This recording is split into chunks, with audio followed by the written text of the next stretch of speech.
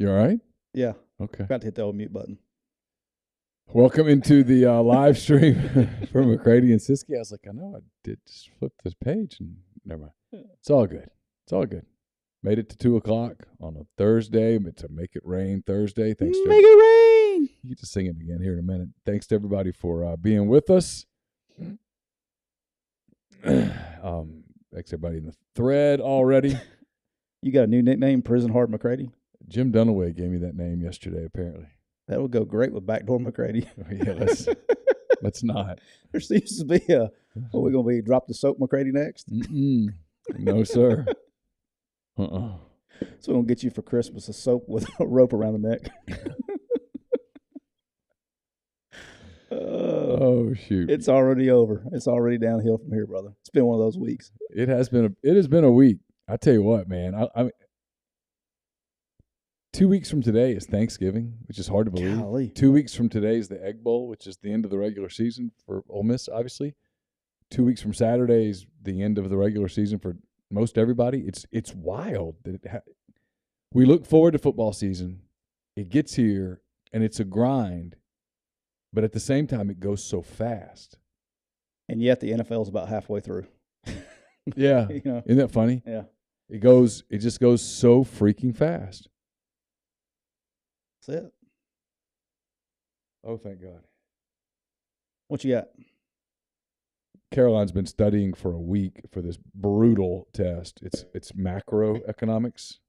Yeah. It's just, I mean, she's talked about it with me, and I'm like, I would make a 2. Yeah. And that's if they give me credit for putting my name in. She has studied. She's been stressed, been really Caroline's a straight A student. Okay. She does not make.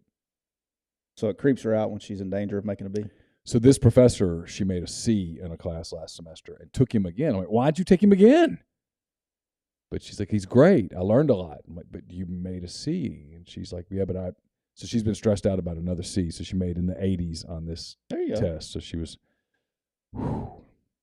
Yeah. I don't remember taking economics. So Campbell, could have gone into the honors program at Arkansas, but chose not to. It's Campbell. I don't mean this in a wrong way. Like, your kids are different, right? We're going to get to the show, I promise. Sometimes Campbell, if there's an easier road offered, that's the road she takes. Nothing wrong with that. And there's nothing wrong with that. In school, there's nothing. There's nothing wrong with that. No, it's less stressful.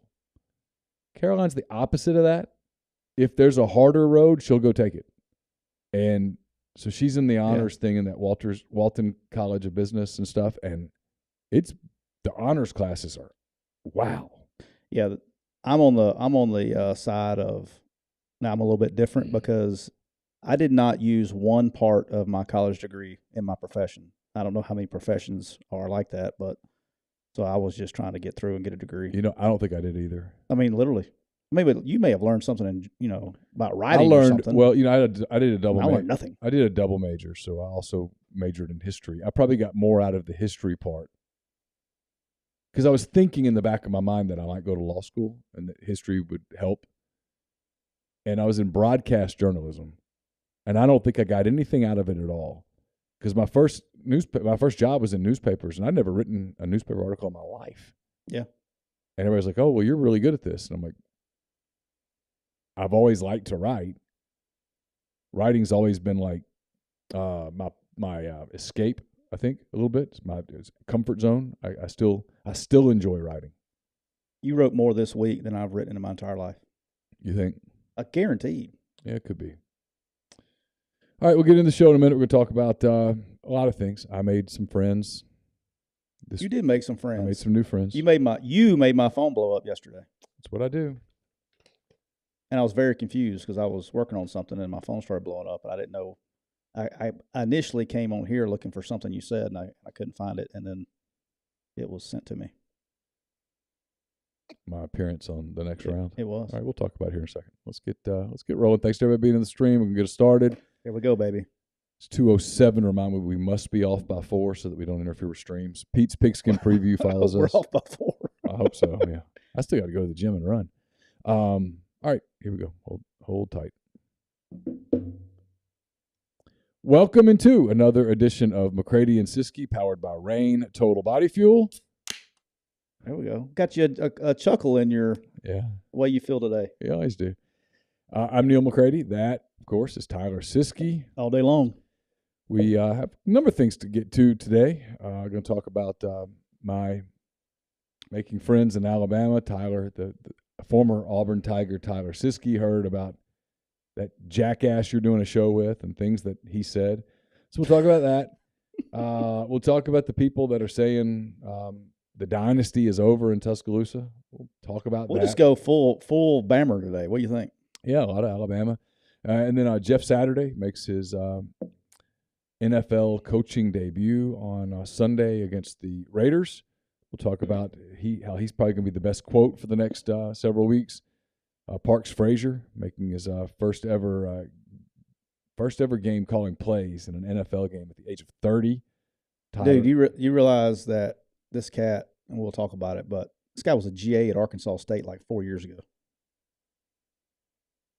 Is that right? Yeah. Unbelievable. Yeah. And then we'll get into the road to Boise. We'll make our picks. Our picks are done. I did Tyler a solid because he's desperately trying to catch up. So to avoid repeats, he does know who I'm picking today so that there will be no repeats this week as he is desperately trying to close the gap. We did lose our first game as a repeat last week. Which one? We lost two of them. We lost Clemson and we lost we did. The Minnesota game. Yeah, we were close on Minnesota. Clemson was a disaster. I will share because I wrote them down. I got them marked, the ones that because you and I agreed on 2 college picks. Okay. And 2 NFL picks. All right. Neither one of us have this game, so I'll start out with a little factoid that someone just sent me. You're not picking anything in Arkansas LSU, right? No. Okay, I'm not either. It was one that I thought about, and I kind of wish I'd done it, but I've gone this far without picking. And then he's done you good so far. I don't know why you change now. There's a college football team getting NFL level action to cover the spread this week at Caesar Sports. It's Caesars in Las Vegas. LSU, now a 3.5-point favorite at Arkansas, has received more spread bets than every NFL team except for the Falcons. LSU also has more money to cover the spread than 22 of 28 NFL teams. Of course, there's 4 NFL teams not playing. So of the 28 teams playing this weekend, more money on LSU than on 22 of the 28 NFL teams playing this weekend. How about that? Wow. And I'll tell you, I think LSU wins big. I've said this all week. It has been the baffling game to me from the moment that the line came out, because it came out at LSU -3, and people jumped on Arkansas. And I was like, but why? Well, it's at home. It's in Fayetteville. I'm like, it's going to be sunny. It's going to be cold. It's going to be cold, but it's going to be noon. I've sat in that stadium at Louisiana noon. boys don't do the cold, man. Been there, done that. But it's not that cold. It's 40. It's 40 degrees. That's a big difference, man. But you run around in the sunshine in 40 degrees. I know you have, but you like the cold. I'm a Louisiana boy. You run around in the sunshine in 40 degrees, and you will start feeling good. I did it in Duluth, Minnesota at 6 a.m., and you warm up. If you're wearing – and I was wearing a T-shirt and a pair of running shorts, and I was wet because it rained on us. You like the cold, though. Like you're different. I don't like that. I mean, I was shivering. I mean, I couldn't wait to run. You were definitely in the minority of Louisiana people that like the cold weather. Well, that's true. Like, I'll be honest. Sometimes I get irritated with Southerners because it's like a thing that we do. It's almost like we do it because we're supposed to. When it gets under 40, everybody's like, "Oh my God, this is the worst thing in the world." Let's stop. It's okay. It's not that bad. It's not that bad. You really don't feel that way. It's a mental thing. I agree, but I've also seen coaching-wise, I will never forget this as long as I live. We had to win a game to get bowl eligible at Arkansas State one year. We were playing FAU that was like 7 in the Sun Belt was a big deal. They were either leading the Sun Belt or second to Sun Belt, and it was 38 degrees. Okay, at kickoff at 11 o'clock or 1 o'clock. They were out there with heaters and everything else, and they could not move. They couldn't function. Yeah, and we beat them like they stole something. Speaking of Arkansas, one of the games I remember being a weather game. You weren't on this team. It was the 2014 team. Where, here? At Ole Miss. No. They went up to Fayetteville in about this time, Ooh. late November. Yeah, it was next week. So the same time they're going this year, right before the Egg Bowl. They had just lost. They had the Treadwell game against Auburn, and they just beaten some nobody team. I don't know. They played their bye game against whoever, beating the hell out of them. And they went up there, and it was cold, and it was wet. It was a drizzle, a steady gray drizzle. And I remember watching two teams. I went into that game thinking Ole Miss would win. And watching the two teams warm up. It's the only game in my entire career where I watched warm-ups and went, God, someone give me a phone to call Vegas. Because Ole Miss was out there clearly bothered by the cold and the wet. And for whatever reason, Arkansas takes the field. This was a Bielema team, I suppose. Whoever was the coach in 14. They took the field, and they're jumping around, like almost celebrating in it, like the whole proverbial pigs and slop thing. Yeah. And I'm like, okay, this is either an acting job and they're trying to convince themselves of this, or they are fired up to play in this. Turns out they were fired up to play in that. They took it to Ole Miss at the line of scrimmage from the first snap. I remember watching that going, I should have called. I mean, I literally should have figured it out and put $500 on Arkansas plus whatever it was. I was going to win that day. Ole Miss was psyched out by the weather. I've never seen a game before or since involving anybody where one team was clearly bothered by it and the other team was clearly like reveling in it. If you haven't prepared in it, it changes. The ball gets slicker, even if it's cold. The ball's slicker. You're more. If you're banged up, you're a little bit more stiff. It's hard to stay loose. If you're not prepared and used to doing it, it makes a difference now. But like when we were at Arkansas State, we didn't have an indoor back then, so we were out there practicing it every day, so it was fine with us. Just kind of got used to it. Yeah. Yeah. And you do. You get. I've moved. I'm a believer in. I mean, like, your blood gets thin when you're on the coast, man. You get up. Jonesboro is just 2 hours north of here, and Fayetteville's even colder than Jonesboro. It's different, man. That wind cuts through you. Well, I can tell you, living in Mobile all those years made me soft to cold. It changed me from the cold. Yeah, made me soft. So, but I got tired of the heat and humidity. Like, the humid 79-degree day in December was depressing to me. Literally, mentally depressing. See, the way you feel about the cold, I feel about the heat. I love that. I feel at home. Even like at Christmas time? I want to be hydrated by the oxygen in the air. I love it. Okay. I could do humidity year-round. Now, I get it. It sucks, but I would much rather be hot and humid than cold. Yeah, I just found it to be depressing. All right, I'm rolling with the rainbow sherbet today. I was getting ready to tell the people that probably figured it out by now. We're brought to you by Reign Total Body Fuel. We're powered by Reign Total Body Fuel. 300 milligrams of natural caffeine, BCAAs, electrolytes, zero sugar. It's got what you need to push the limits and achieve your goals. Check them out on Instagram at Reign Body Fuel to learn more. Reign also sponsoring the Road to Boise, a road that will go through Las Vegas. Oh, yes, it will. Yes, indeed. I talked to my man Bob. He may come find a work trip out there and may come hang out with the boys. Sweet. That'd be good. I got thing I got to do. Cole goes, that's even better. Cole's excited. Cole, get your Uber app downloaded. Yeah. Yeah, absolutely. Cole, we'll just reimburse you. Yeah, you're good. Just do it. Here you go. Yeah, so that'd be fun. We're going to go to Vegas, get there on a Friday, spend the weekend in Vegas, and then head to Boise for the big famous potato Boise Bowl. We're running out of time. We got to make sure we get organized on stuff. Yeah, and we got all of our pieces. The only thing we don't have the camera working yet, right? We got a plan. We just got to test it. Okay.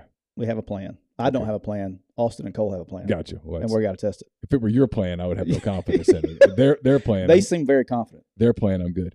I'm not. I don't feel as confident as their plan as they do. How about that? But we'll get it figured out. So we'll talk about a number of things. Let's start here. I did Ryan Brown with The Next Round. Is one of my really good friends in the business, as you know. Yeah. And he comes on our show almost semi-weekly to talk, SEC. Yeah. Good dude. One of my friends. He has good peeps. We talk a lot.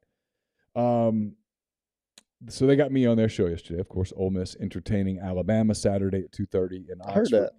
So they wanted to get me on, and we talked about the game, and we talked about the team and stuff, and then we got to what they wanted to get to, which was the Auburn coaching search and Lane Kiffin. And I don't think I said anything controversial. What I did say was I didn't think Lane was a great fit, and I explained why.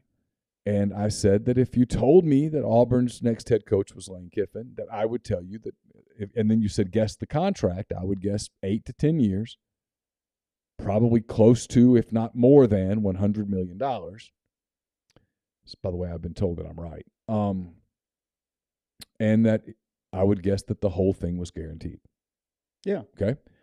And, of course, that pissed off the Auburn people who, one day, I'm just going to be honest, one day I hope to think of myself the way that Auburn thinks of Auburn. I really do, where it's like I look in the mirror and just go, God, I am spectacular.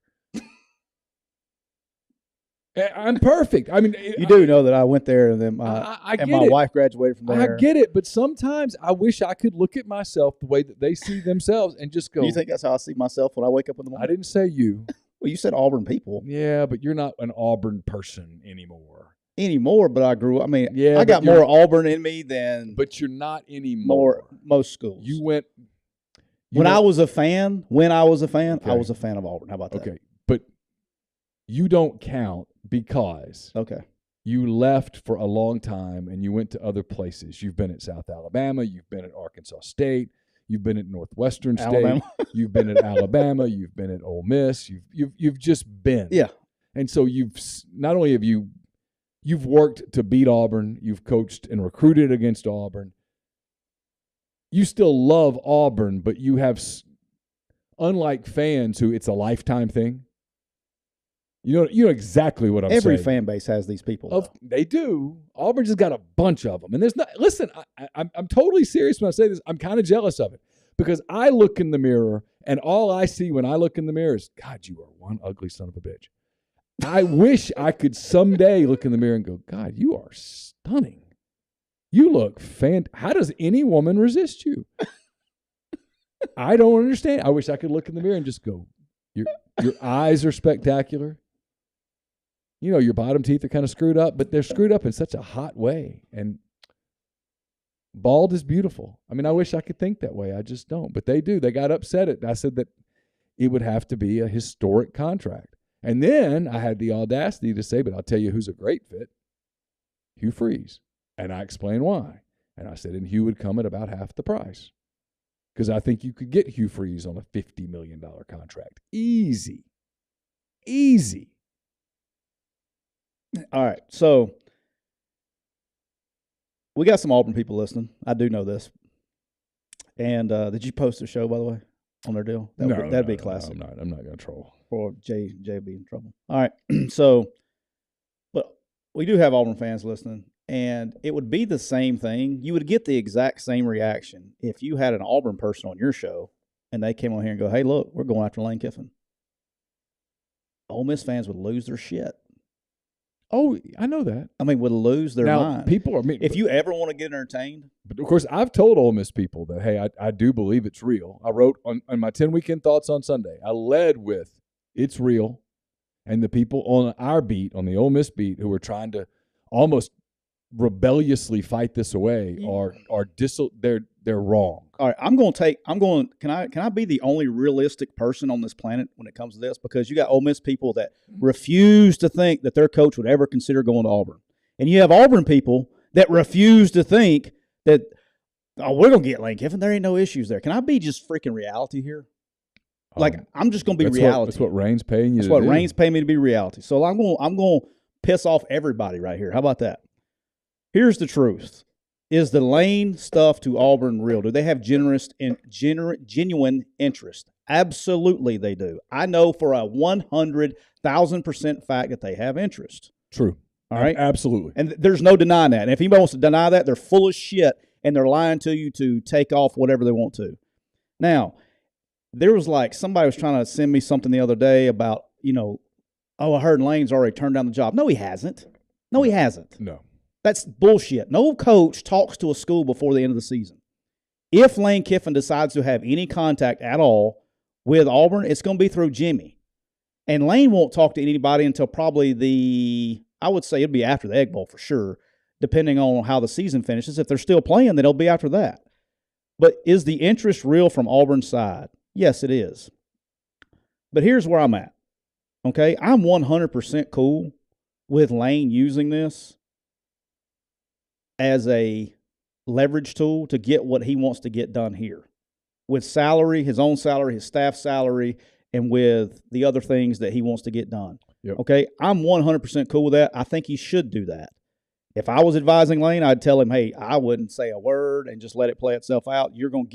Lane is going to get what he wants. Oh, Lane Kiffin's getting paid. Somewhere. Yeah, Lane Kiffin's getting paid. He's getting paid. Yes. Okay, so he has nothing he doesn't need to say anything. No. All right, now let's talk about from the Auburn standpoint. I personally, okay, I do know Lane and I do know Auburn. I don't know how many people in this world actually know both sides very well. Okay, I do. Okay, it's a terrible fit for Lane. I mean, it's a terrible fit for Auburn. One of the reasons I can say it. I spent, 10, 11 years in that state. I covered Auburn as a daily beat writer for 6 years. I know that was a long time ago, but I don't think it's changed that much. And while I don't know Lane, I mean, we've had a couple of text conversations. We've talked once, and I've covered him. I've been around him. I think he probably knows. We know stuff about one another. It's fine. Yeah. But I'm a quasi smart guy. I mean, I did okay on the ACT. I can read people a little bit, and I've covered Kiffin now for 3 years, and I've watched what he's done, and I've watched how he's done it, and I've watched the way that he brands himself, and I've watched the way that Ole Miss has embraced that brand and made it its own. And so, that's not happening at Auburn, I don't think. And if it does, then good for them. They figured out that, hey, we must change. But there's nothing, and here's what I said, there's nothing that's happened in this last week since they fired Brian Harsin and promoted Carnell Williams to interim coach. And the way that they've branded themselves on social media, there's nothing to indicate that that's something that they're super excited about taking their brand and making it a person. Yeah. And here's the thing, and I'm being dead honest. Okay, Auburn does need somebody like Lane Kiffin. They do need that. All right, but here's why it's not going to be a fit. I find it very hard to believe that the boosters at Auburn and the powers that be are going to stay out of the way. I find that hard to believe. And when Lane gets there, I can go ahead and tell you, Lane ain't putting up with that shit. Lane's not going to do all the things that they want him to do and brand what Auburn's been branded for the last 40 years. Now, does Auburn need that? Yes, they do, desperately. Do I think they will do that? No, hell no, I don't. And if they come up with this contract and Lane takes the contract, Lane's going to go do it his way because he has the leverage. Sure. And so it's going to piss everybody at Auburn off. Now, let me tell you why it's not a good fit. Because the same people that it will piss off are the same people that any head coach that gets that job is going to need to be successful. In terms of NIL in terms recruiting. In terms of money. You can apply that however you want to apply it. In terms of financial resources, the people that have to be shut out are the same people that you need to run a successful program. Okay?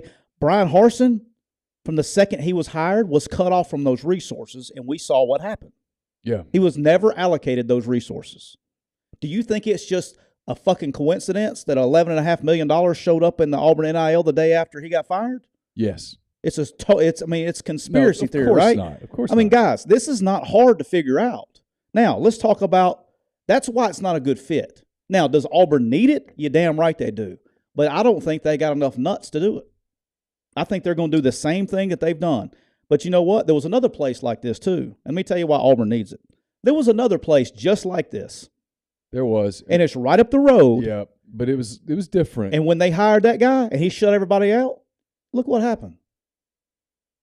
But why were they successful? Because one guy that had a billionaire bank account went with him. And the rest of them said, "Well, we're either in or I mean, they don't need us now," so they started to join. He also had Paul Bryant Jr. He came around and actively supported it. All right, but before it happened. But let's don't get it. It wasn't snow clouds and bunny rabbits. Well, that's why they hired Rich Rodriguez for a day.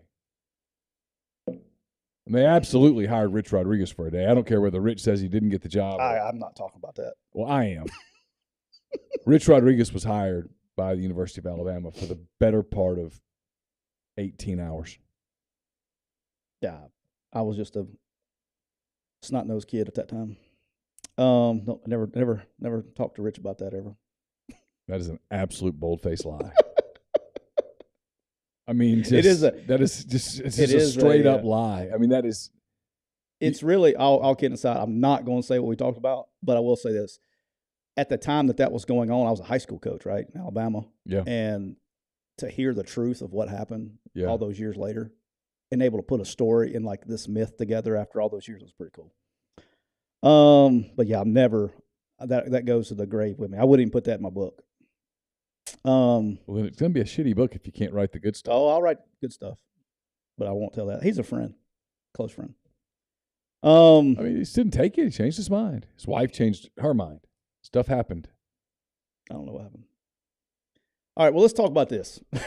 One of those, what would be a fun show one day after the season? Yeah, is do an alternate universe where he does take the job, where he actually coaches at Alabama starting in 2007.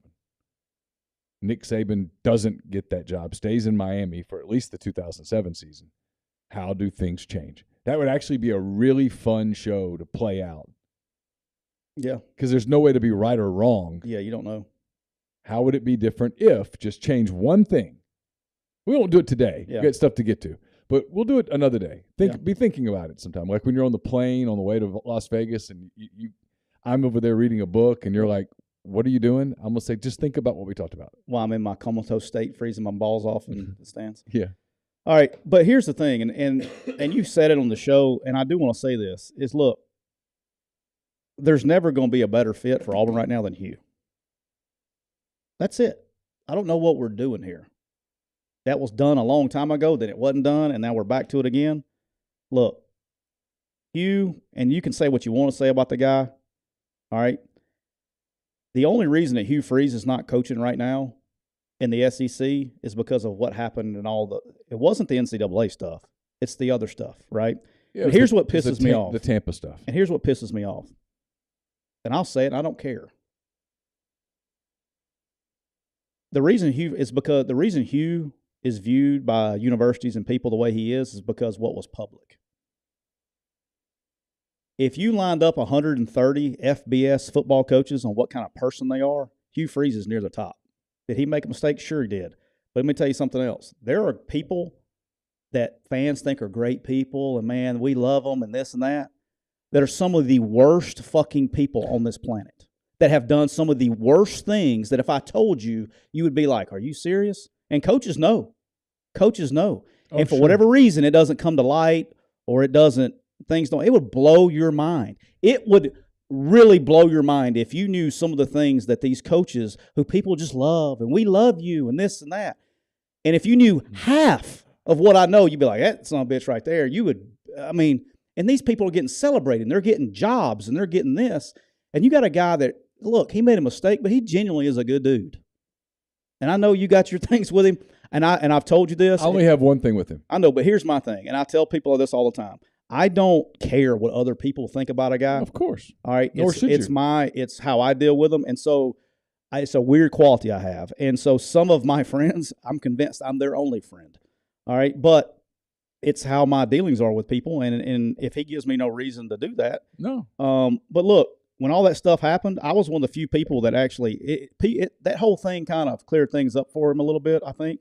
As far as, there were a lot of people that turned their back on him, that said they were friends and wouldn't take his call, all that stuff. I talked to him the whole time. And I didn't feel bad for what he did. I felt bad that he was getting treated the way he did. Like, nobody's perfect. People make mistakes all the time. Sure. And we'll go celebrate now. We'll go celebrate an NFL guy that goes and kills somebody. But as long as he's making tackles, he's a good dude. All right? There's guys fixing to start playing quarterback here in about 2 weeks. Sure. All right. I mean, people, it's funny how what we pick and choose to pick on. Of course. But let me tell you something. The guy's a good dude, all right? And you can say what you want to say. I really don't give a shit. The guy, I know the guy. I know him better than anybody that's talking shit about him. I know him better than you do. Sure. I've spent more time with him than I spent with my own family. Sure. Okay, we know each other. Sure. And the guy's a winner. He'll do everything you want to do with the boosters. He'll recruit, and he will literally do everything that Auburn wants to be done. Oh, and by the way, he's going to win. Yeah, it's little things that I always think are interesting, like stuff that Ole Miss fans find endearing about Lane or just kind of laugh it off, right? Is, it's like a football weekend, like last weekend, getting ready to go play Alabama. Lane was out in California. He did some high school stuff first, but he went to California, watched his son play, took the picture on Sunday morning from what appeared to be somewhere near the Santa Monica Pier, right in that area, right? And I think it may have been Manhattan Beach. Took the picture. Hello, Ole Miss football, whatever. Ole Miss people didn't think anything of it. He does that before Auburn's getting ready to play Georgia. I just know people; they're different. You should be locked into the building studying. You should be coaching right now, and he's not that guy. He's going to spend a lot of his summer doing what makes him happy. And frankly, I think he should, right? I mean, this is not a criticism. But he's going to go, and he's going to go to Boca or to California. And when he goes to Boca, he's going to get out in the Atlantic like he likes to and deep sea fish or whatever he does. He fishes for tarpon or whatever. And this is not a criticism at all, none, zero. If I ever make $7.5 million a year, when I have some downtime, I'm going to go do what I like to do. Yeah. Okay? So he finds that relaxing. He gets enjoyment out of it. Cool. Yeah. There are other places, and I think Auburn's one, that would be like, no, you need to be recruiting right now. Yeah. And when you buck them, your freaking pocketbook dries up. And I'm not talking about your personal bank account. I'm talking about what you need to win. And Hugh Freeze, on the other hand, we'll do it all. We'll go do all of that stuff. Every bit of it. Hugh Freeze will be locked in to the Alabama game all year round. He will do all the War Eagle stuff. He will go to everything. I was pointing out the difference, and listen, I'm more like Lane than I am like a lot of people. You know that. Yeah. It's kind of the ironic thing about it. He and I don't know each other. We've got a lot of similarities. I've gotten where I'm so antisocial sometimes that I wonder if something's wrong with me. Okay? Probably because something's wrong with me. Yeah. But like I wouldn't want to go be the guy. Like if the city of Oxford, I know this is laughable. If the city of Oxford called and said, "Would you come light the Christmas tree?" My answer would be, I can't. Yes, you would. No, I wouldn't. Yes, you would. No, I would be incredibly uncomfortable in that environment. Oh, you do a lot of shit that you're not comfortable doing. Yeah, but if I had a choice, would I do it? And you're telling me you wouldn't like the Christmas tree if Robin Tannehill called you up and said, "Neal, let's be friends"? I would not. Come light the Christmas tree. I would not. I would have so much social anxiety in that moment that it would not be worth it. Well, how are you going to be mayor of Oxford if you've got social anxiety? Now, my buddy over there might become one. Who? Chase, but it won't be me. Like Chase wrote a book, okay? Right? Yeah. He's doing a book signing today in Tupelo. He's doing a book signing tomorrow night in Oxford on the square. Is he going to be able to get there? I told him he better go like 10 hours early. Better start walking now. Better spend the night now. But in all seriousness, like he's comfortable in that setting. I would not be. Like the thought of sitting there having to talk to all those people no. It really would bother you that much? Yes. Yeah. I mean, listen, what if I went with you? That would make it better. We could. That would make it better. Yeah, I would still. Hey, I got you. Well, I'm not writing a book, so it doesn't matter. But you get my point. Yeah, I mean, I know. My point is that Lane didn't want to go light the Christmas tree. He did it last year. He didn't want to do it again. They got Mike Bianco to do it. Mike gave a speech. Lane would never have given a speech. He didn't give a speech last year. What I said was, and they said, "Well, who doesn't want to light the Christmas tree?" I said, "Well, Lane doesn't like that kind of stuff." And I said, "But I'll tell you who would light all the Christmas trees. Hugh Freeze. Yes, he would. He'd go light them all. Yeah. He'd deliver the ceremonial prayer, he'd give a speech, light the trees, the whole deal. And I just think at Auburn, one of those personalities fits better than the other. You know what's funny? I got to tell you a funny story about that. That was it. So Freeze gets the job at Arkansas State. I used to be terrified of speaking in public. I mean, I was terrified. Couldn't do it. Couldn't talk to anybody. And so Freeze gets the job and at Arkansas State, and he agrees to do like 150, like everybody's calling, hey, they want Freeze to come speak to them. I'm talking about every Kiwanis club you can think of, every Rotary club, every church group wanted Freeze to come talk to him. Well, he can't do them all. So guess who he appointed to be his vice president? You had to go do Your some boy. speaking? I went and spoke like 50 times for him. And so I learned it helped me. I'm actually grateful for it. Sure. Because it helped me in the living room with recruits. It helped me think quick on my feet because you have to answer every question. And so, like when I go to speak somewhere, that it doesn't matter what you ask. Prayer oval. What does that mean? Well, finish your sentence. All right. So, but wherever I'm actually a little grateful for his accepting of that. But look, he's the fit man. I don't even know why we're having this conversation anymore. If it's going to have to be a crazy number, I'm with you. It will. If they come up with that number, and they legitimately have it, do I think they will? No, because we say this shit every time. Oh, we're going to go hire this guy, and you end up with your 97th choice. But I think the number that Auburn's willing to pay, Freeze will take the job. Yeah, I do too. So I don't know why, in business sense, hand raised guy, I don't know why you would go pay probably $2.5 million more per year, however long the contract is, more for a coach that's not a good fit because he's going to piss you off. Now, he's going to win. And Auburn needs that. I'm going to be honest with you. Oh, no. As an Auburn person, Lane would win. if it's Lane or if it's whoever that would say, hey, guys, I got this. You just give me the money and deuce out. That's what they need. You give me the money. Let me do what we need to do, and that I don't need your input. I'm not coming to your house. I'm not going fishing with you. I'm not going, in their case, I'm not going dove hunting with you in the fields. We're not doing all that, okay? Give me your money. Respectfully, shut the fuck up and let me do my job. That's how it needs to be done. That's how it needs to be done. Will they do it? No. But you know who will go dove hunting? Oh, Hugh would. You know who will go bass fishing? Hugh. Yeah. Yeah, of course. Like, what are we doing? What are we having this conversation for? I don't know. Hey, look, I don't know. And so, but I there's this thing in my mind that I keep seeing it happening, which is Lane takes the job, gets $105 million, and everybody goes, "You said he wouldn't do it." I'm like, "No, I didn't. Never said that." Dude, I'm going to go ahead and tell you right now, I will believe this. If they legitimately come with him with a contract, he won't walk away from it. I just don't think they're ever going to come to that point. No, I don't. I mean, look, if someone comes to him and offers I'll say it.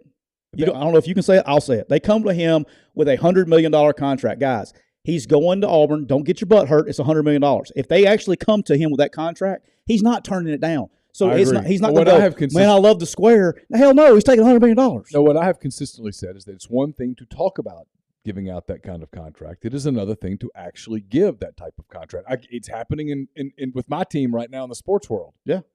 You know, there's been all this talk about how far will the Cubs go for Carlos Correa? How far will the Cubs go for Trey Turner? And now that we're there, right, where you starting, I think, at 4 o'clock today, you can sign people. Well, it's a difference between when the organization goes, you know, a 5-year deal for a 27-year-old shortstop or an 8-9-year deal. Yeah. Well, there's a decent chance that the 7th, 8th, and 9th years of those contracts are albatrosses hanging around your franchise's neck. You remember when, like, what's the guy running back for the Seattle Seahawks that retired? Marshawn Lynch. His nickname was Beast Mode, right? Mm-hmm. So all my players, they'd be, beast mode, beast mode, beast mode. So I had this little saying. Let me tell you something. Everybody wants to be a beast and talk about how they're a beast, and I'm tough and all. Everybody wants to be a tough guy until it's time to actually do what tough guys do. Everybody wants to be a beast until it's time to do what beasts do. Everybody wants to talk like a big game until it comes time to do what it's meant to be done. I don't see it happening. But if it does, dude, he's not staying here. Okay, if they come to him with $100 million check, his ass is gone. Yeah, and I don't blame him. I don't think it's going to happen. I But agree. if it does, it does. The people that are like, you just don't want him to leave. I'm like, look, I said this morning on the Alex Gregson podcast. I'll be quick. Do I want him to leave from a business standpoint? Yeah. Do I want him to leave from a business? Of course not. No, it'd be bad business for you. But am I going to like go sit out in the backyard and sob? Of course not. We'll have content. We put it up, get rolling. Yeah. Do a coaching search. I mean, it is what it is. All right. Speaking of coaching searches, looks like it's over at Alabama. They've lost a couple of games. Nick Saban in trouble. Breaking news. He's retiring. The short list at Alabama getting compiled right now. The dynasty. You gotta be careful what you say around here. That may go on Twitter in about 2 minutes. By the way, the Twitter, the new everybody can get blue check marks now. Uh-huh. There's like people. It's actually it's very funny. There are people making fake accounts but buying the blue check mark, and so they're putting rumors out there, and people are just running with them. Really? Because they think it's verified. Oh, like Adam Scheffner and they're it's great. It's kind of funny. So in all seriousness, people like Feinbaum and others are trying to say that the dynasty's over. I'm gonna make this quick, dude. Yeah. What are we doing? Just shut up. I don't want to hear anything about the dynasty's over. Da, da, da. Hey guys, I got news for you. There's a thing called a 12-team playoff that's coming. They will be in it every year. Yeah. Let me tell you what you don't want. Now, you think Oregon wants to play Alabama in a first-round matchup in the college football playoff this year? No. No. So be careful what you about the dynasty's over and all that stuff. How many national championships does he have if there's been a 12-team playoff the last 15 years? I mean, how many does he have already? I mean, every 7? year that he hasn't made it, he's in it. Yeah. And you don't want to play him. Look, he's lost 2 games by 2 plays. Again, I probably think that's what the record should be because it kind of evens out, right? Played 4 games. Played 4 games that came in the last play, So right? you split them, yeah. So you split them, cool. But here's where Feinbaum's going on hot takes, trying to get clicks, and McElroy, who I actually love, McElroy, I think he's a good dude. Personally, I don't deal with him a lot professionally. I've done his show a couple times, and they're wanting to get clicks with what they're saying. But McElroy kind of pissed some people off in Alabama, and since we've pissed off Auburn fans today and we've pissed off Ole Miss fans today, let's piss off Alabama fans today. I'm going to be Dr. Reality today. I'm going to tell the truth. I grew up an Alabama fan. You will not do this to me. You will not sucker me in. Okay. Alabama people love me, and I want it to stay that way. Both of my parents have degrees from the University of Alabama. Yeah. I grew up an Alabama fan. I was born in Alabama. I don't do this to me. Do you know how you do a segment every week that you call what he said and what he meant? Yeah. All right, so I know this guy named Nick Saban pretty well, and I know how he delivers messages. Mm-hmm. And so I think it's one of the things I always do is I listen to his press conferences, and then I listen to his call-in show when he speaks, actually, on Thursday nights. Yep. And he will tell you exactly what he's thinking. Hey, Coach. You just gotta go around the meaning of what he's saying. Is Coach Shula still there? It's kind of funny. We used to do calls around that show. It was a nightmare. Hey, Coach. First I want to tell you I love you, and we love you, and my mama she really loves you. You still there? Hey, don't laugh. Your call-in shows get like guys like that sometimes too. It gets me cracked up. I was wondering if you could maybe throw the ball to the tight end a little bit more this week. Pop pass. We got them pop passes. And I just wanted to again tell you we love you, and if there's ever anything we can do for you when you're in Gadsden, let us know. Lynn, you need to be from Lynn. Yeah. But here's the truth. Okay, I've heard him say it, and I've heard this word. I started getting this like cringe moment when I heard the words anxiety come out of too many people's mouths. McElroy, he went after him a little bit the other day, talking about the way practice was, and we alluded to it a little bit the other day. I did a little digging. Look, this is just what it is. And he mentioned it again and again and again, and mentioned it yesterday. When I was there, which I was there in, help me here, 13, 14, 15, somewhere in there. I can't remember. The 2 years we didn't win the national championship. We played for it, but didn't win it. All right. When I was there, they had won back-to-back national championships. And I felt like, so the first year I was there, 13, was the best football team I've ever been around ever, and we didn't win it. We lost the kick 6. And Coach Saban and I had a conversation, and one of the things that we came to realize was that recruiting had gotten so national there that the players that were in the building didn't know anything, didn't grow up knowing that the Auburn-Alabama game was a big deal, okay? That's why we can say, I know we like to make jokes on here about Mississippi made and all that shit, okay? But let me tell you the importance of having Mississippi kids on your team. It's because there has to be a sense of pride about playing for your university. And I think with the NIL, and when you get to that point of a program and you're recruiting nationally, the players really don't care about your university. It's more of a transactional deal. They don't have that passion about wanting to stand up and represent your university, whether it's Mississippi State representing State, whether it's Ole Miss representing Ole Miss, Alabama or Auburn, whatever.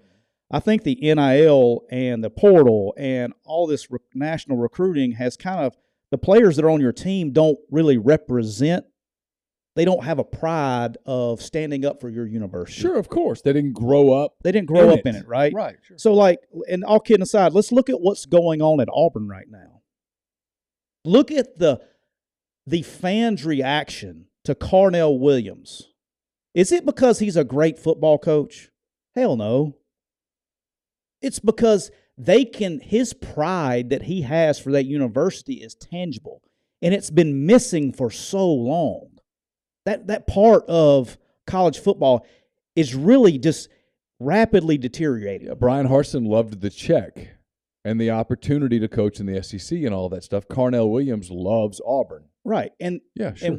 and so going back to what I was talking about, we have a conversation after that year, and he was like, Coach, like, we go out and we recruit these national guys, but they don't know what it means to lose to Auburn. Because if they lose to Auburn and they go home to Washington, D.C., not one person is going to go, man, what the hell happened to you? But if you go home to Gadsden, Alabama, they're going to let your ass know about it, and that pisses you off. If you're an Ole Miss or Mississippi State guy and you go home to Greenwood, Mississippi, guess what? They're going to let you know about it. You're going to know that. And there is a sense of pride that comes in your performance. When shit gets hard, when adversity hits, when I'm a little hurt today, you got something bigger than yourself than you're trying to represent. Does that make sense? I'll give you a great example. One of the Auburn teams that I enjoyed the very most, I want to say it was 2000. They won the SEC West. They lost to Florida in the SEC title game. It was a team that had a bunch of Georgia kids, and it had a bunch of Alabama kids. And they all sort of rallied around one another at the end of the season when those two games got played with, all right, this week we're going to play Georgia like we're from Georgia. Yeah. And then next week when we play Alabama, you got to play like you're from Alabama. And they all kind of did it, like Cole Kubelik, and Ben Leard. And Cole's a tough guy. Alex Lincoln and Ronnie Daniels. And they had just a bunch of dudes, Rob Pate, guys that I still remember, that I enjoyed covering. Great guys. But that was a part of their fabric, right? I mean, Rob Pate was from Birmingham. I was trying to think of the school.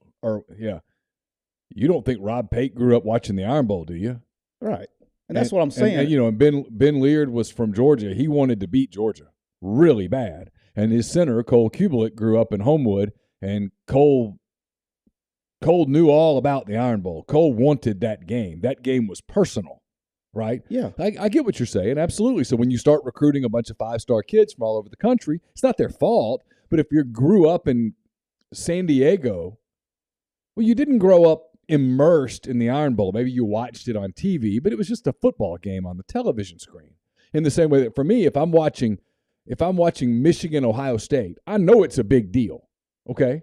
And I watch it, but I have no idea how big it is unless I'm going all the time. Now, if I go to the game in Ann Arbor and the next year I go to Columbus, I'm probably going to have a different perspective on it. Yeah. And then, look, and we talk about, and I want to clear this up, and we got to get to picks, but and the reason I'm talking about pride is there's going to be a reset. He's going to get back to basics. We talked about how important practice was earlier in the week, but everybody talks about the process, right? The process. Well, there's 5 pillars to the process, all right? One is discipline. That's the number one. And it's not there, and you're seeing it in penalties, okay? Commitment is number 2. Toughness is number 3. Effort is number 4. But you always end the process with pride. You have to, and he says it all the time, you have to have pride in your performance, the pride in the way you prepare, because it's the pride that you have when you go do anything that's how invested are you, okay? Example, I did this with recruits all the time, okay? This is a good one. I'm going to do one for the fans here. If you got a business or you got kids, this is really important. All right, Neal, you see what this thing is right here? Okay, so if there's somebody that's heard this spiel before on here, if you've worked for me, you've heard it, and if I've recruited, you've heard it. You see this pen right here? Yes. All right, I'm going to give you this pen, okay? I want you to take this pen, all right? Neal, it's 252, November the 10th, 2022. Is that correct? Yes. Okay, at 2:52 on November the 10th, 2023, I don't know where I'm going to be, and I don't know where you're going to be, but I want you to bring me that pen and hand it back and keep that pen and give it back to me, okay? All right. All right. If I told you that, what's going to happen with that pen when you leave it? When I leave this room? I'm going to put it someplace where I know where it is. But you're going to give it. You're going to find a way to give it back to me. Yes. What are the odds are that you lose that pen? Very slim. Probably a lot. But here you go. Me? Not much. You'll probably forget about it. I'd probably write a note to myself and put it somewhere. But watch this. Okay. It's November the 10th. It's 2:52. On November the 10th at 2:52 in the year 2023, 1 year from right now, I'm going to give you this pen. All right? Except this time, when you give it back to me, I'm going to give you $1 million in cash. Now, what are you going to do with that pen when we leave here today? Oh, it's going to be protected. It's going to a damn security, safety deposit box. Yeah. You would literally probably kill someone over that pen. That's true. Okay? So it's the same damn thing, right? Mm-hmm. It's the same thing. But there were two levels of importance put on one thing over just because of money. That's all it was money. But you see how your motivation changes? Sure. On the same thing, your motivation changes. Okay? You know what that's called? That's called pride. That's what that's called. That's called pride. I got you. And so if you care about something enough, you will go at no lengths to achieve the goal. So if I told every kid on Alabama's team, if I went and did a pregame speech and I was Jeff Bezos, I said, hey guys, look, if y'all go out here and beat Ole Miss by 21 points tomorrow or more, I'm going to give each of you $10 million. What do you think the score of that game is going to be Saturday? Going to be rough, or they're going to die trying. Okay, but here's the point of the process. This is the best way I can explain the process. Okay. The process is it shouldn't damn matter. Right. That's the process. It shouldn't matter. It shouldn't matter. Your external motivations don't matter. That's the process. And that's what, in Lane, that's what he's trying to get done here with his kids, right? You know, everything is about this play today, be where your feet are, accomplish that. Not some external motivation that you have to get something done. But that's the best way I can describe pride in the process.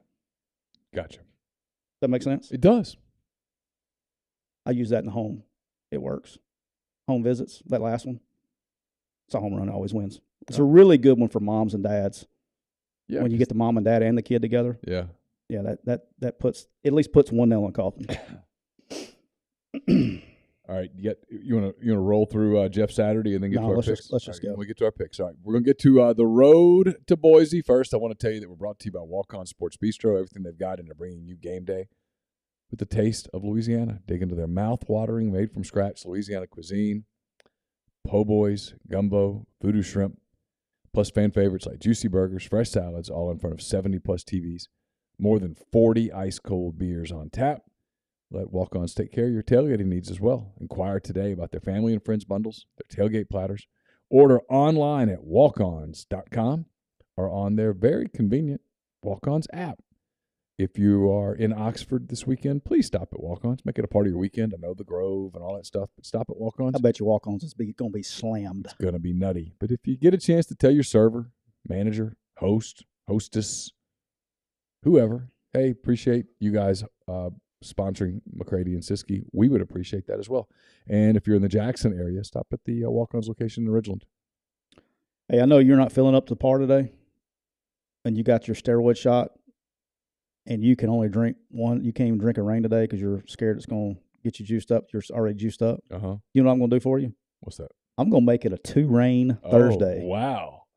So I'm going here, and I got the old True blue. I'm going to double up blue, on you. Rain Inferno, True Blue. These picks are about to be fire. Okay, all right. Woo! Let's go. That's 600 milligrams of caffeine. I wonder if I got extra electrolytes and BCAAs. I may be swole when I come out here tomorrow. You might be. The question is, will you be on Monday when we get back together? Will you have closed the gap? All right, here we go. The Road to Boise. Let's do it. All right, I have. Do I get to keep this pen, by the way? No, I need my pen back. Yeah, no $1 million for you, sir. All right, I embarrassed to say this a little bit. Yeah. I have never in my life put as much effort into picks as I have this week.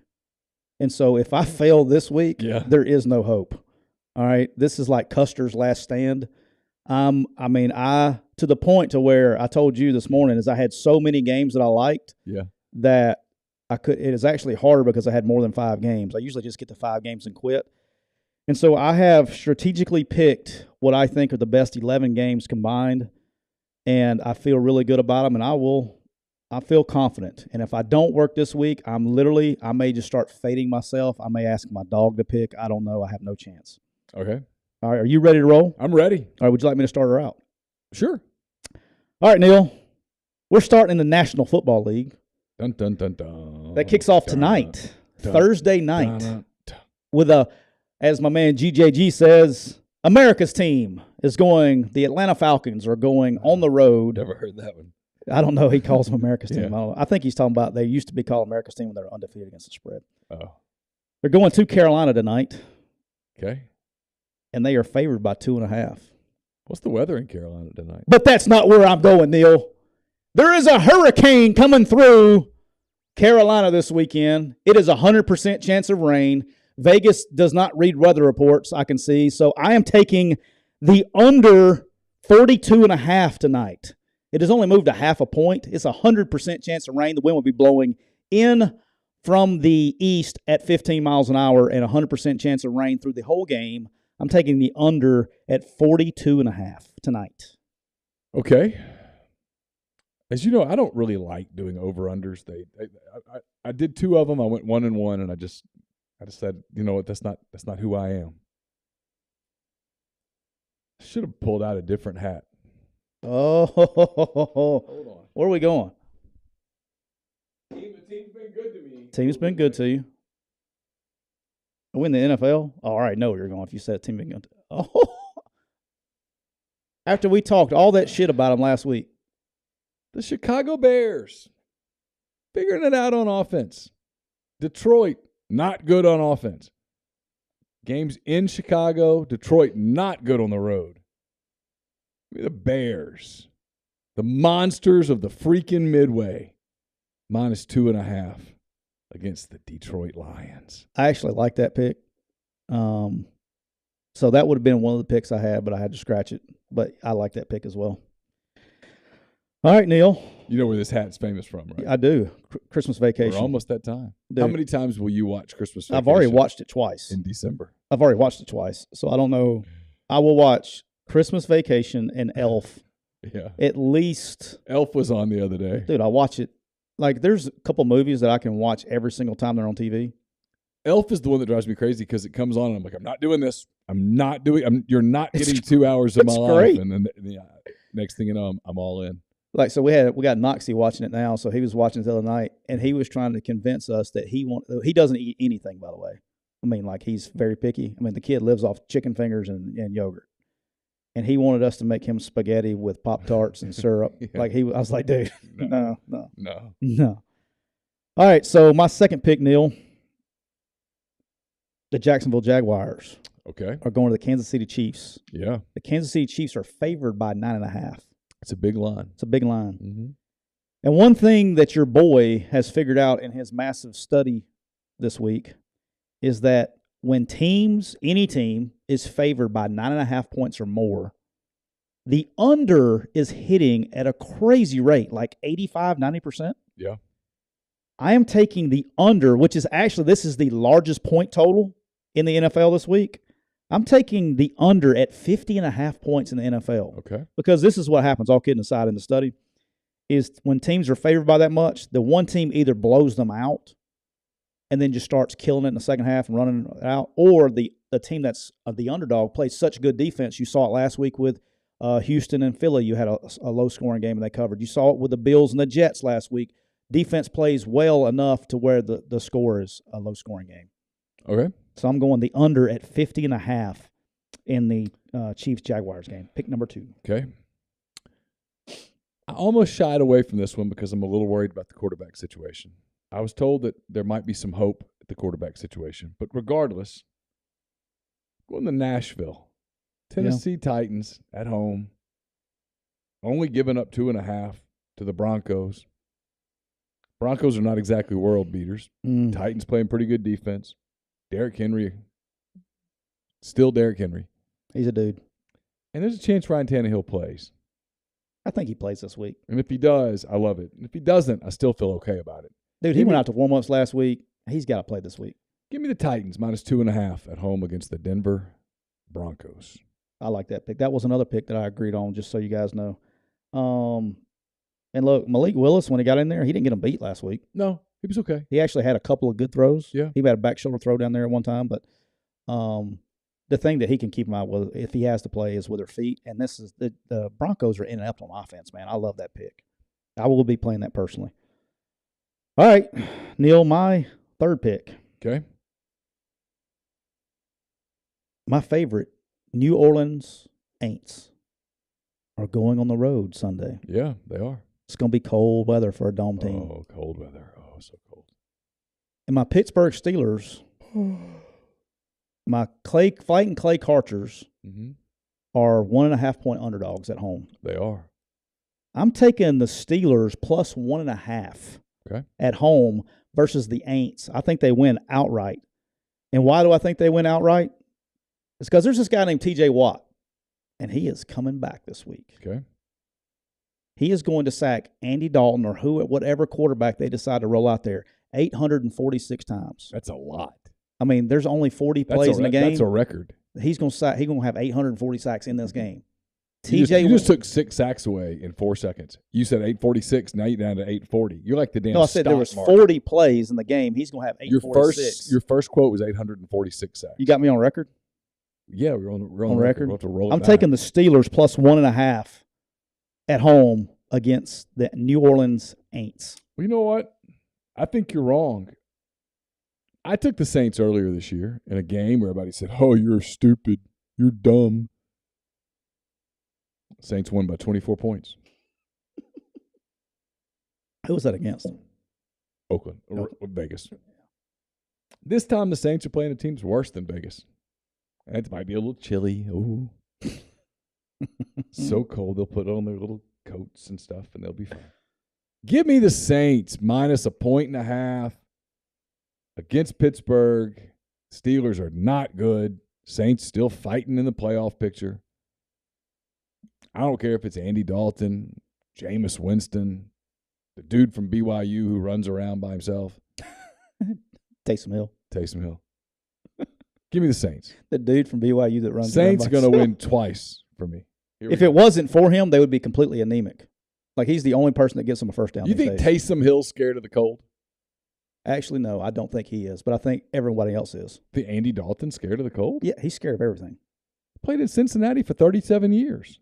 But he's still scared. You're telling me the Red Baron is scared of some cold? Yes, I am. That's unbelievable. This is the kind of thing. This is the kind of blasphemy that you commit. This is why we're not going to win an Oscar. Hey, I'm just saying. We'll get canceled by the Academy. All right, Neal, my fourth pick. Okay. The real America's team, the Dallas Cowboys, are going to Green Bay, Wisconsin. They are. They are 4.5-point favorites. Isn't it crazy? Favorite in Green Bay. Green Bay coming off a disastrous loss to the Lions. They've lost like 5 in a row. It's all disaster right now. The Cowboys look so good on defense. Dak's played okay. Got a little running game going, even without Elliott. They've been playing well. Yep. But you know what, Neal? What's that? The Green Bay Packers are going to win this game outright. My goodness. I'm taking the Green Bay Packers. Wow. Plus 4.5. Where are my mitts? At home, in the weather. Them Dallas boys don't like the weather. Weather's a big. I'm playing weather this week. First cold game Dallas has had to play in. You're making me want to put a jacket on. Well, I know some of the players on the Cowboys, and I know specifically how much that they don't like the cold weather. I'm taking the Packers plus 4.5. I think they get it right this week. I mean, I don't think they blow them, but I can see Dallas winning the game by 3 or whatever. But 4.5 is too much. I like the Green Bay Packers plus 4.5. All right, I have. This team has let me down some, but I keep giving them chances because I'm a nice guy. I'm not prison hard anymore. I'm soft. That was mid. That was Hey, mid. It's your computer. Mid swallow. Yeah. Stop. Go. Stop. Go. Next sentence. Go. You'd know. This episode brought to you by the 2024 presidential cane of Kamala Harris. Congratulations, Mr. President, on that blue wave, sir. Yeah. We are so happy for you.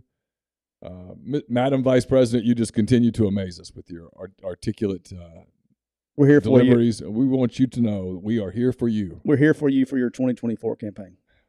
Also, everyone, get that 7th booster. You're going to need it, okay? There you go.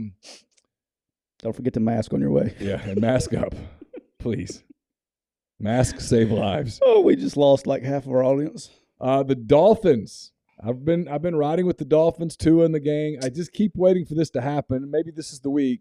I didn't like a ton of NFL games, but I kind of like this one. Give me the Dolphins. I'm not crazy about this one, but I'm going to go with it. Dolphins minus 3.5 at home against the Cleveland Browns. Yeah, dude. Golly. I wanted to take that one. Dolphins, like, they should be really good. They should be better than they are. Everything looks like it's just about to happen. It just hadn't happened. And they yet. found a way to win. I mean, they're winning games, and I think they will. The Browns are harder to figure out because, dude, some weeks they look like gangbusters, man. They got things clicking. Nick Chubb and Jacoby Brissett. Like, I wouldn't be all fired. He hasn't played bad. He's actually played well. Are you going to be ready to put him on the bench here in a week? No. You know what I mean? Like, yeah, I know. It's not like he's been the reason they're losing. He's been playing well. No, he's played okay. But anyway, probably playing better than Watson's going to play when he first shows up. For sure. Watson hasn't played in a while. But yeah, that's I like that. Okay. All right. Your fifth last pick. Yep. Taking this all the way to Sunday night. Okay. The Los Angeles Chargers. Yeah, I thought about this game. Are on the road and they're playing San Francisco. San Francisco's getting a lot of juice because a lot of Vegas juice because they added, when they start doing the power rankings, all that stuff with adding Christian McCaffrey, and they look, he's good. They look the part. They look the part. Yeah. Mm-hmm. But Neal, the Chargers are getting 7 points in a divisional game, and look, the Chargers are getting healthy. And here's the thing: is like they've been beat up. A lot of people have written the Chargers off, and they're starting to get their guys back. Keenan Allen started practicing again this week, but they're 5-3 through all of that. Yeah. They're 5-3. To give me the Chargers plus 7 on the road in a divisional game against the 49ers on Sunday night. I like that pick a lot. All right, I'm a loyalty guy. You're loyal to me. We'll be pretty loyal to you. All right. This is a loyalty pick. I think I like it. They're playing the game in Munich or Berlin or somewhere. And the team they're playing is not very good. Won last week, came back, beat the Rams. I don't think it's the kind of win that is going to be a catalyst for something. On the other hand, the Seattle Seahawks are truly playing very good football. They play kind of joyful football. You watch a team, even a pro team, you can watch a team and tell when the team's having fun. Yeah. The Seahawks are having fun playing football. Geno Smith's passing the ball, spreading it around. They're getting the running back, Walker, having a great season. Pete Carroll acting like he's in his 40s again. They've been good to me, and I'm gonna stick with them until they're not. Give me the Seattle Seahawks plus 2.5 against Tampa. Yeah, this one's like, is Vegas playing because the Bucs won a game again. The Rams weren't that good. You know what I mean? Like they I showed think a lot of people put money on Tampa. Tampa's a heavy betted team. Yeah, it's just I don't know. That one's weird. Line's weird to me. I guess neutral site. Hey, Harbin points out. Thank you, Harbin. He says Chargers an AFC non-divisional game. I'm 2 reigns in, boss. I meant in-state game. They know each other and all that stuff, so I didn't. That's what I was referring to. And then Connor asked about the Giants 4.5 against Houston. I played with it. Here's my concern with this game. It's one of my games I have here. This line's moved like 1.5 down. Like, I don't know why. I would figure it'd go the other direction. There was a big injury for the Giants off the field. The defensive back, the team captain in the ATV accident. I didn't see that. He's going to miss several weeks. I can't think of his name right now. That was a big deal for them. What is that, 2.5 points worth? I don't know. Something's weird about that line, and it kind of freaked me out a little bit. And then I played with Arizona and the Rams that game. Just not crazy about it. And the other one that I'm kicking myself a little bit that I didn't just take it. I really do like Buffalo -3.5, whether Allen plays or not. Well, I need him to play because my other fantasy quarterback is Joe Burrow, and they're on a bye week. So he can give me some points. The one I played with that I will be interested in now is the Cardinals at the Rams. Rams are a 1.5 point favorite. Yeah.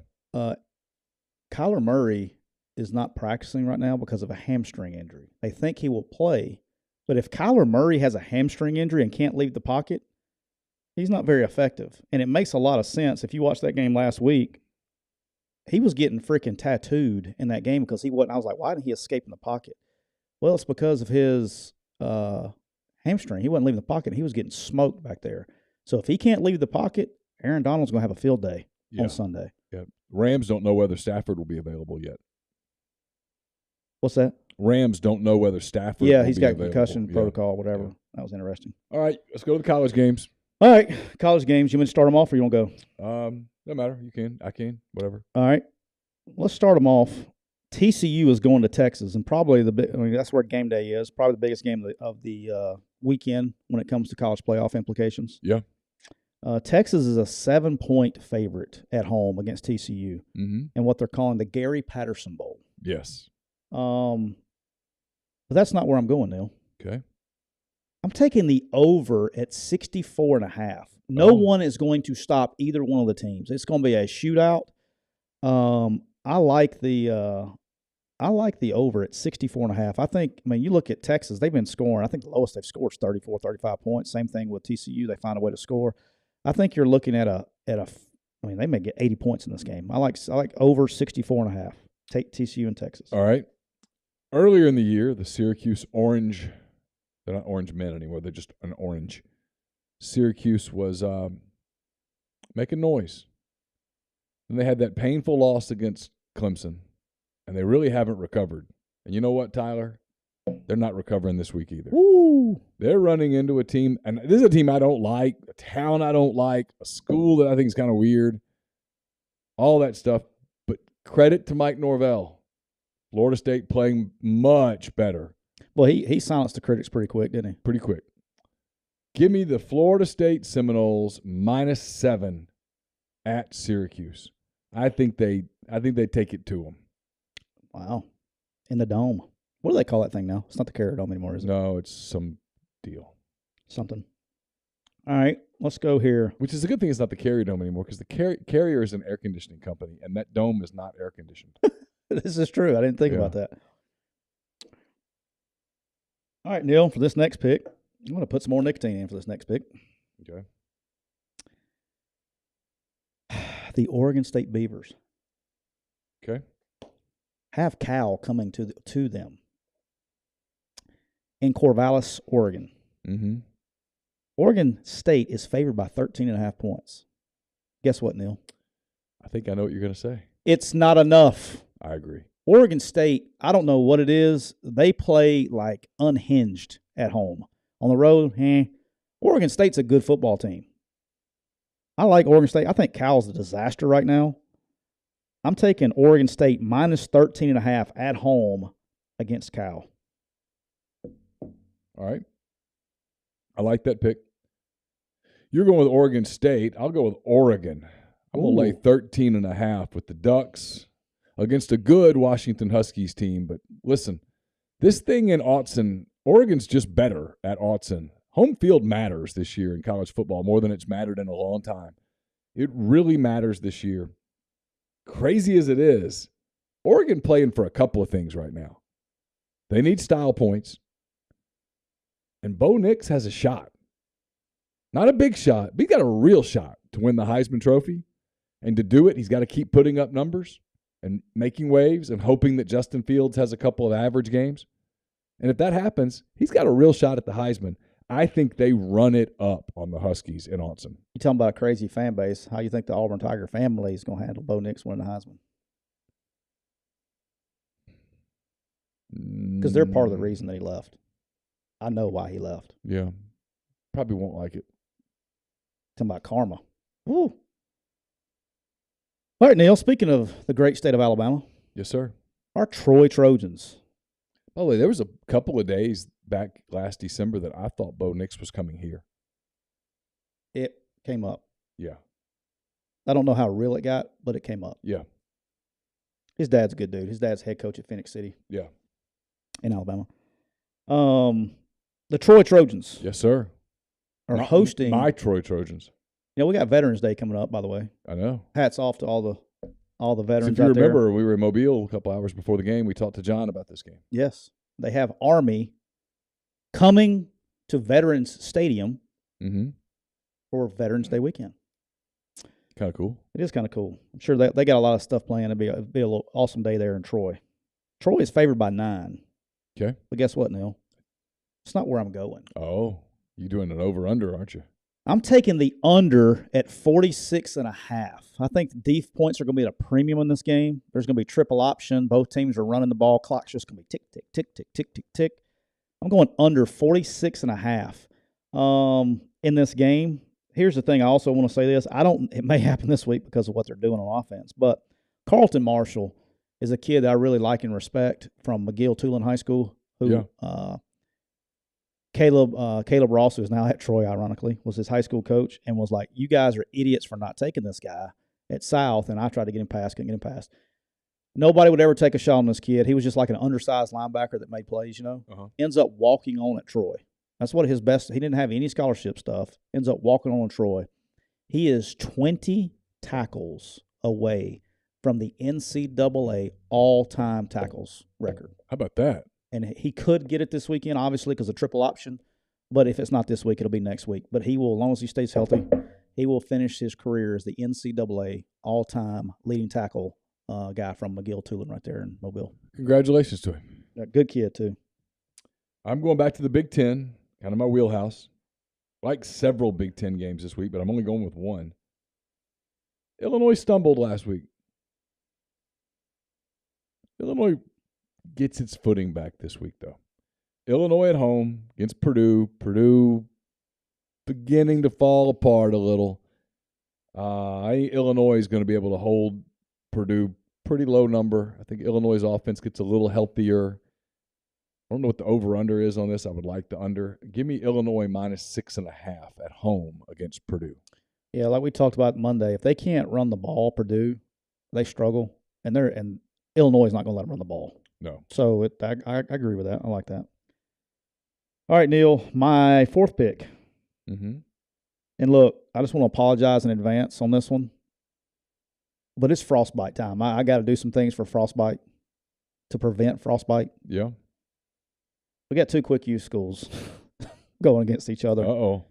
In Starkville, Mississippi on Saturday night. Georgia, The Georgia Bulldogs are going to Mississippi State. Georgia is a 16-point favorite at Mississippi State. Guess what, Neal? I don't think it's enough. It's not enough. Yeah. I can't go enthusiastically because I love my quick you guys down there. You're using a Mississippi State pen at this very moment. Am I? Yep. How's that a Mississippi State pen?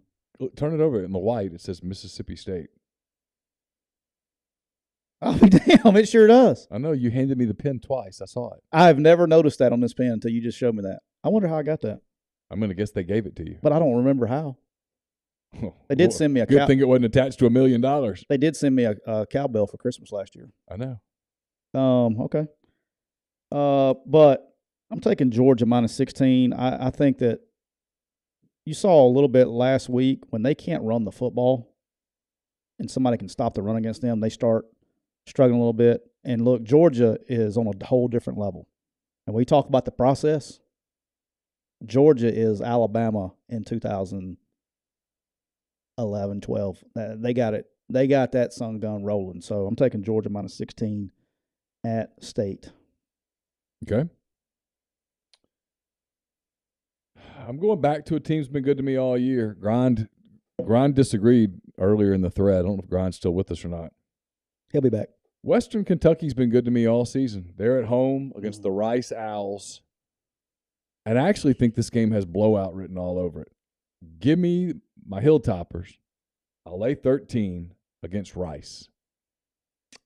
Neal, I agree with you on that. Rice, I did some deep dive in this. I also had this game picked. I scratched it off because you did. Rice struggles on the road. And Western Kentucky's kind of getting things figured out. All right, Neal, my last pick before I go money line. Okay. The Alabama Crimson Tide. Uh-oh. Are coming to Oxford, Mississippi on Saturday. That is correct. 2:30. CBS. SEC Nation. Got a big show coming on for you Saturday morning. So exciting. You can go out and see Paul today, tomorrow? Yeah, we're tight. You and Paul? Yeah, we're tight. You can go hang out with him. I might go hang show? out. I think I got a spot on the show tomorrow. Do you really? No. Okay. They don't give a shit. I mean, I would get their show canceled because I would tell the truth. They don't like telling the truth on that show. All kidding aside, you know what bothers me about that show a little bit? Is there a little bit? Is there just one thing? No. I like the people on the show. I don't like, and if you can't tell about our show, I don't give a shit what everybody else thinks. I just tell what you think. Don't be persuaded about what people. It's such a clickbaitish. Hey man, will you say this to help me? I don't go about that stuff. I don't. That bothers me. Yeah. Anyway, Alabama is favored by 12. Guess what, Neal? It's not enough.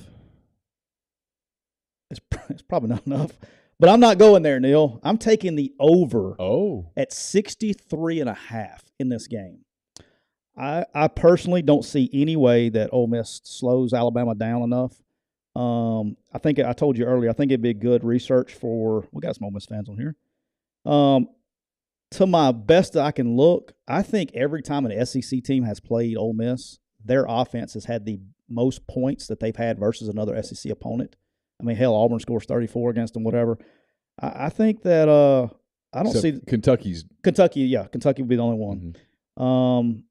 But we're stacking weeks now. Yeah. Vandy, we can go on down the list. LSU, Texas A&M, Auburn. Look, I think it's a bad matchup defensively for Ole Miss. I think they score, but let me tell you on the other side. Look, Lane knows how to score and move the football against Alabama. Yeah. He's more balanced this year than he's been in a long time. I think Jackson Dart's going to give the Alabama defense some issues. He has to do a lot of really good things with his legs. I think you got to see him rushing the football a little bit on read zones. I think you got to see him, hey, it's 3rd and 8. Things are covered. Alabama goes 2-man. Your guys aren't getting open versus 2-man. If it's 3rd and long, I'll go ahead and tell you the best play that Lane can draw up is 4 vertical and let Jackson Dart take off because I do think he's more athletic than what's Alabama can do. Nick's not going to want to spy. I mean, he's just not going to want to because it takes a guy away from coverage. He's not beyond it, but he doesn't want to do it. I think Ole Miss scores points in this game, and I think they score a lot. It's just a matter of they're going to be able to keep up or not. It's at home, crazy things happen, but I don't see Alabama holding Ole Miss under 30 points either. I think they score at least 30, if not more. But I think Alabama's in the 40s. If you made me put a gun to my head, I like the over at 63.5. And if Ole Miss wins the game, it's got to go over, in my opinion.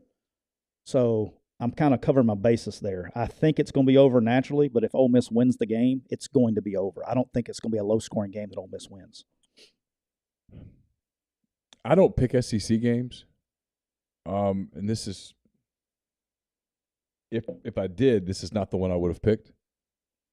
If I'd picked SEC games, I would pick LSU -3 or 3.5 against Arkansas. That's where I would have gone all day. would have been probably my top pick of the day because I think LSU is going to steamroll Arkansas.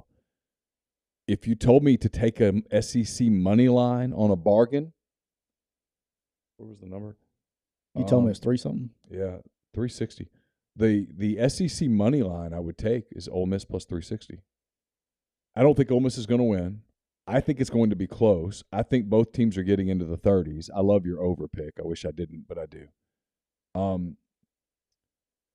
But if for some reason, and I don't know what this is, if you tell me that they get over with both teams getting into the 30s, for some reason I think Ole Miss wins that game.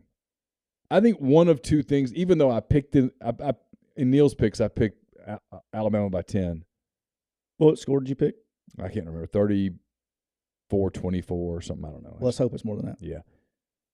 If you told me they both get into the 30s, for me, I just think Ole Miss wins the game. I think there's two outcomes that are most likely, even though the computer models don't do this. One is that Alabama wins big, 17 or more. And the other is that Ole Miss wins the game. For some reason, I think a close game, maybe it's because Ole Miss has just found ways to win close games, and I've gotten where I expect them in a close game to win it. I don't know. And I've just had this funny feeling about this game. And I don't know what it is. It's not it's a part of me just kind of wonders how Alabama, a team that hasn't played a quote meaningless end quote game in the regular season in 12 years. The last time that this happened, Barack Obama was in his first term. We finished his first term, had another term, Trump, and now 2 years of Biden. Since the last time Alabama played a regular season game that wasn't consequential. It's been more presidents. Yes. Yeah. And so I don't. There's a part of me that thinks, especially if I'm right, and the finals, LSU 38, Arkansas 21 or something, where it's pretty obvious third quarter of that game that LSU is going to win. And if there's any piece of the mind of Alabama going, hey, got a chance. Until it's over, we got to fight. When they know it's over. Or not. LSU's not going to lose in Fayetteville. It's over. I just wonder if they lose just a dash of edge and then the game gets going and it gets late and one team just kind of wants it more. From a matchup standpoint, though, this is very favorable to Alabama. Very favorable to Alabama. Yeah, I'm not betting against Alabama or, they haven't lost a game, back-to-back regular season games since 2007. It's been longer than that. Yeah. I'm not. I'm with you. I picked Alabama to win. I just. But anyway, my pick is not. It's not Alabama. It's not LSU. Instead, it is a future SEC team. Oh. It is an SEC team that I think is beginning to discover a few things, and it's going up against a team that is about to fire its coach and replace that coach with one of your friends. Give me Oklahoma. It's not a secret anymore. It's out. It's everywhere. Give me Oklahoma minus 7.5 in Morgantown against a checked-out West Virginia Mountaineers team. Boomer Sooner. And I might need to start doing this because Carson wants to visit Oklahoma. It's the school he really wants to visit. We can get that set up. I got my guys over there. Okay. They're clients. I think it's going to be college visit number 1. You know what else they got at Oklahoma? What's they got? They got a big old rain cooler in their locker room. Is that right? Yeah. How about that? Yeah. Yeah, if you ask me to, I don't know why, leader in the clubhouse for him right now is probably Sooners. I don't know why. We can set that up for sure. Change. Yeah, I'll take you up on that for sure. Yep. All right, my money line pick. Let's do it. All right, I've been going back and forth on this one all week. So my two money line picks that I've come down to were UConn hosting the Liberty Flames. UConn is plus 430. Yep. And I'm feeling very connected to this pick. Okay. All right. You know how things just like the stars and moons align? Mm-hmm. All right, you got Liberty coming off an all-time high, beating their first SEC team. They have been promoting and pushing every tweet and video they can, beating Arkansas all week long. Okay. And they got to go to UConn, who's won 4 of 5, and they need this to get bowl eligible. So you think they might be more in Fayetteville than they are in Storrs? I'm sorry? Storrs, Connecticut. Yes, Storrs, Connecticut. What'd you say, more in what? More in Fayetteville. Yes, they're going to still be there. And you know why else I kind of feel? That might be the only way that Arkansas wins is if Liberty shows up and plays for them. Yeah. Let me tell you something, though. Uh-huh. It's my man Jim Mora Jr. Yeah. at UConn has been doing a hell of a job because they were terrible. Mm-hmm. And he's got them on the edge of bowl eligibility. It's going to be raining with the hurricanes going all the way up the coast. Mm-hmm. And they have grass. They don't have turf. It's going to be a slippery slope. Yeah. And here's the other reason that I almost took it. My man Jim Mora Jr., big special on College Game Day, so if you could, I'm sure you can YouTube it, is living in a haunted house. Oh. And did a whole thing about his haunted house in Connecticut. Like I felt like the stars are aligning here. Tyler, come upstairs. They're trying to tell me, man. They're trying to tell me. Tyler, come upstairs. Tyler, pick UConn. Tyler, pick UConn. Tyler, I just want to have some fun. But I just don't think I'm there yet. Well, you're running. We have 4 weeks, counting this week. We got 4 weeks left. Mm-hmm. And I still think that I need to play it semi-educated until we get dumb next week. Okay. So you said all of that to say what? I'm taking North Texas plus 192. I like that. It was on my list. North Texas at UAB on Saturday. I think this is almost free money. I don't know why I'm messing here. North Texas is playing really well. They've won a bunch in a row. UAB struggled. UAB does play at home, but North Texas is building something here. I like North there. Actually, the spread's plus 6. Yep. But I'm taking the money line at plus 192. North Texas plus 192 money line. And if UConn beats Liberty, I'm going to freaking be so pissed off because I had that all week and then chickened out. So the games that I looked at from a money line this week, because I was looking for different values and such, I did look at Connecticut. Believe it or not, I looked at Arkansas just because everybody kept saying Arkansas, Arkansas, Arkansas, and I just never could get there. I played with Rutgers. Thought about Old Dominion. Thought about North Texas. Thought about Maryland against Penn State. Not a bad money line. Maryland a little beat up though. Penn State real beat up. 3 offensive linemen out. Yep. Told you I thought about Ole Miss. Yep. At plus 360. And thought hard about my guys Louisville going to Clemson. I thought that's where you were going to go. But I think I found one that I feel much better about. Nice and safe. Nice, safe and warm. There's no point in me Nice, cozy. taking big swings. Right now, I'm in a spot where being conservative is probably a good move. Until you make some big move, I need to just be conservative. If it don't happen this week, it's not happening. So I'm going back to Texas Tech. I'm 2-0 this year picking against the Red Raiders. I'm going to go for the trifecta. I'm going to take the Kansas Jayhawks money line, which is just 145, nice and steady. But I've seen some computer simulations that have them winning about half the time. I'm going to flip that coin. I'll go Kansas plus 145. It's at Texas Tech? Yes. All right, I guess that's a long way they're favored. Why? I mean, you're talking about somebody that plays well at home and bad on the road. Yeah. I mean, geez, my Christmas. Real quick, I know we got to go. Where are we at? We got like 5 minutes. Games I liked, especially in the SEC. I love Tennessee covering 20.5 against Missouri at home. I think they got to make a statement. I think they're going to score, and I don't know how Missouri does score. The only hiccup here, I didn't go with it, is Missouri does stop the run well, and that's what kind of gets Tennessee behind the chains a little bit. But I think just athlete-wise, especially on offense, I think Tennessee covers that easy at minus 20.5. I like Florida minus 8, man, against South Carolina. Yeah, I don't hate it. Just you don't know which Anthony Richardson you get.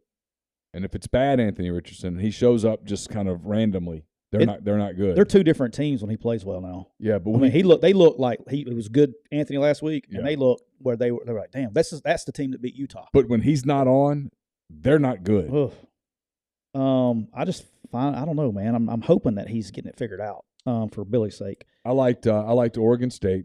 You took them. I like that one. I like Tulane minus 1.5. I think they're going to win.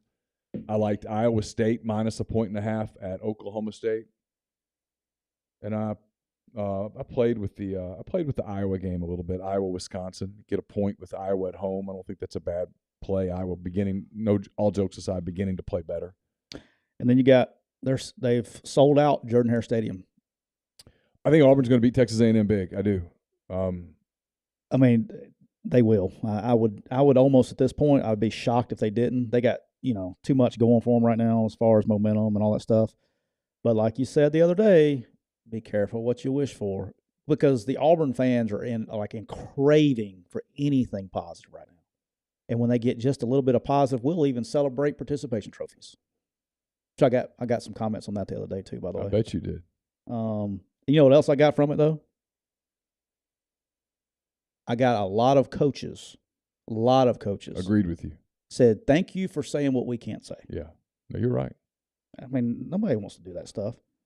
We will be back on Monday. Stay tuned, by the way, in the stream tonight. Listen, if you're an Ole Miss fan in here, we're here for you. 4:00, Pete's Pigskin Preview, brought to you by Walk-Ons. Going to break down Alabama at Ole Miss. Really good. You're going to watch a lot of film of the Crimson Tide. Come away going, uh-oh. That's at 4. And Did then you talk about Will Anderson versus tackles? Yeah, we talk about Anderson, Turner. Lane, I'll say this, though. That's probably going to scare the shit out of you. I will go ahead and tell you right now with 100% certainty, Lane's going to have a plan to neutralize him. You have a great plan. I mean, he's not going to go drop back pass for 800 snaps. So we got that coming at 4. The Butcher versus the Spin Instructor comes on at 6. Greg and Campbell make their picks. Normally we have hand raised guys at 7. I bumped it back to 9 tonight because the Ole Miss baseball documentary comes out on the Ole Miss Sports YouTube with I think it's called Believe, I think. About who did that? The people that do the season. Oh, good. Supposedly it's really, really good. That's at 7. It goes till about 8:45, and you're going to be all geeked up and stuff. And then head over back here to MPW Digital. Got a hand-raised guy show that, frankly, I'm really proud of. I think it's really good. Mike Griffith of the AJC joins. He's absolutely fantastic. Maybe the best guest appearance we've ever had on the show. That's my opinion. You will love the interview. He is terrific. Ryan Brown joins as always, and then Parker Fleming with Bet US Sports, who I follow on Twitter at StatsOWar, StatsOWAR. It's a reference that I've used for a couple of years, and I finally reached out to him like, I'd love to talk to you about this. And it's a few weeks ago we finally got it done. And listen, I will give you the spoiler on Belief. Ole Miss wins. Ole Miss wins. My 4th pick, Cole, was Western Kentucky minus 13. Oh, NFL. Saints. No, Dolphins. Dolphins minus 3.5. You can't hit that rewind button. It works. Yeah, you can get it. And then so at night, and also Ben Mintz. Ben Mintz will join, as he always does. We'll preview the weekend ahead in the college game and also in the NFL. So we'll have all that to you tonight. So we'll keep you entertained till almost midnight. Tomorrow's a federal holiday. Is it? Yeah, Veterans Day. Is that tomorrow? Mm-hmm. So we'll give you a good night. So enjoy it. Thanks to all of you for being here. We'll be back on Monday with another edition of McCready and Siskey, powered by Reign Total Body Fuel. Reign Total Body Fuel, 300 milligrams of natural caffeine, BCAAs, electrolytes, 0 sugar. It's got what you need to push the limits and achieve your goals. Check them out on Instagram at Reign Body Fuel to learn more. For Tyler, I'm Neal. Until next time, you guys have a great weekend. Take care.